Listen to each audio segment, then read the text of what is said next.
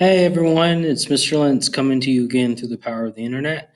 Today I want to show you how to add Screencastify's extension to Google Chrome. That way you can make webcasts and videos just like this one. So the first thing you're going to want to do is go to the Chrome Web Store like I am here, and you're going to type in Screencastify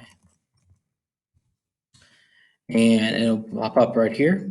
Now I've already installed mine, but you just want to press that button and it'll add the extension right up here to your Google Chrome extension tabs. And the way you're going to use it is this little red arrow looking thing.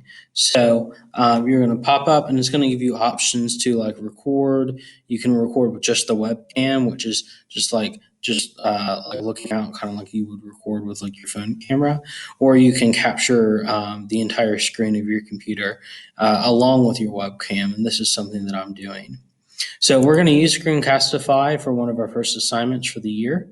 And that's going to be an assignment where you're going to make a 2 to 3 minute video introducing yourself to me. That way I can get to know you a little bit better before we get into our content. So after you add Screencastify, then I want you to make a Google PowerPoint that kind of like has pictures and images and kind of like really tells me everything about you. What do you like? What do you don't like? Where have you traveled before? What's your family like? Do you have pets? What are your interests? What's your favorite sports? What are some things you're looking forward to for the school year? Everything like that. So just try to keep it between 2 to 3 minutes. And what you're going to do is you're going to present this PowerPoint along with recording yourself.